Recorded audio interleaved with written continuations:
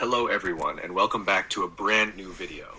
In today's video, I'm going to rank what I think are the 10 worst GraviTrax extensions. Before we start, I want to make one thing very clear. This is just my personal opinion. Everyone builds GraviTrax tracks differently, so your ranking could be completely different from mine, and that's totally fine. I also want to mention that the first few extensions on this list really aren't bad products.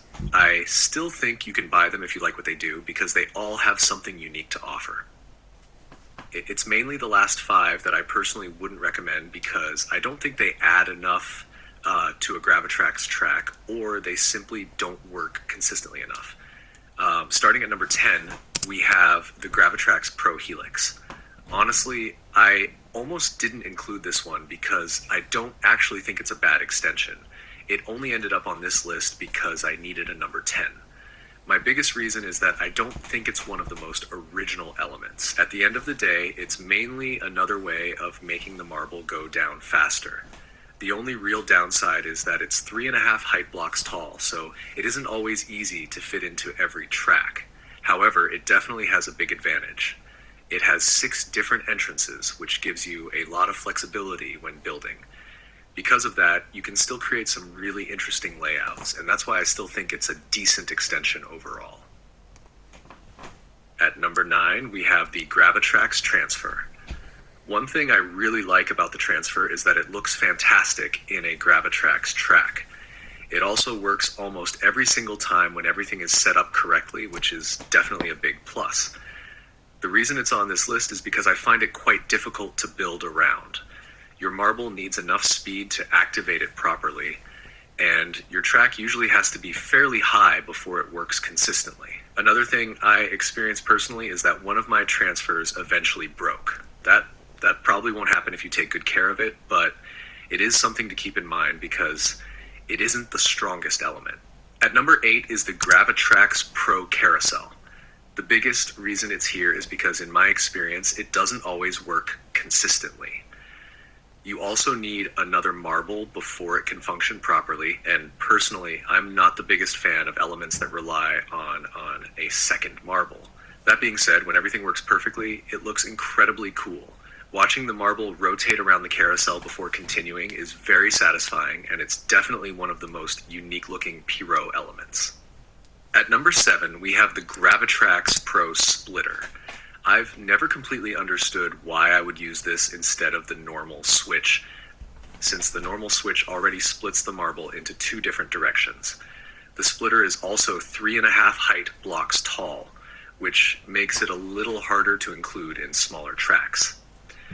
Another issue I've had is that sometimes the flap doesn't switch correctly, causing 2 marbles to go in the same direction. That's probably my biggest complaint. On the positive side, the marble leaves the splitter with much more speed than it does with the regular switch, and because of that, it can actually be useful in certain situations.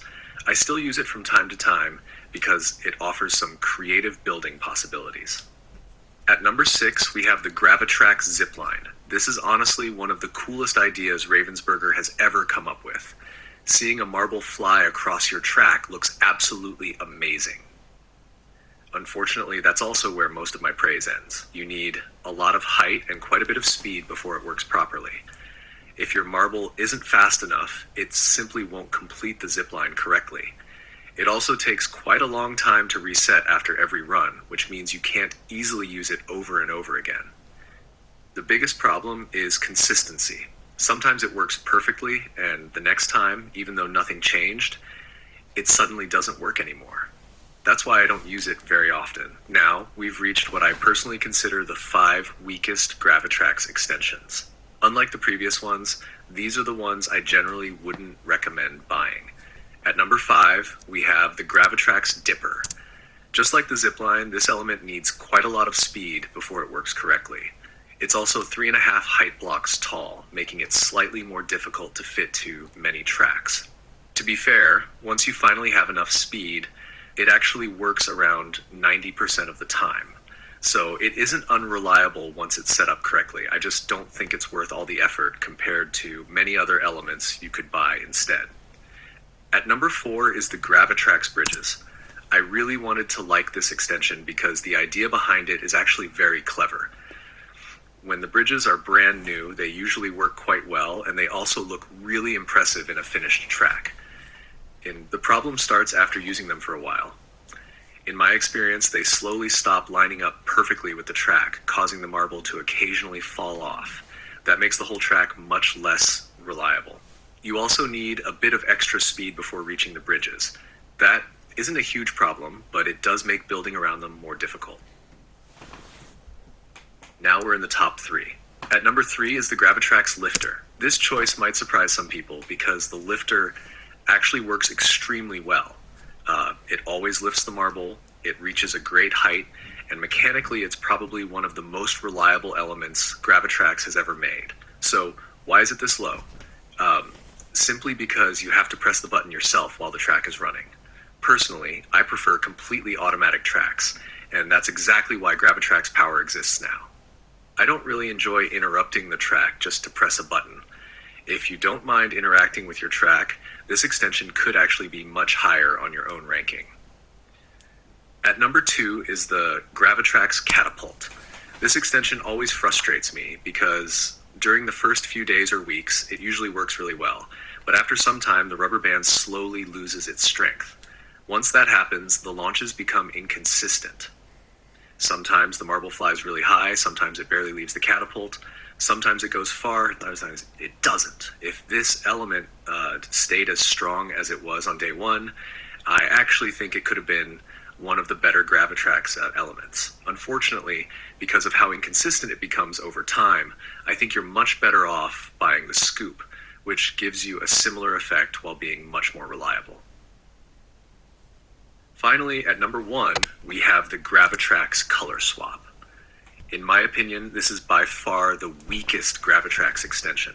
You need at least 2 height blocks before it works properly, and after all that, the only thing it really does is send out a marble with a different color.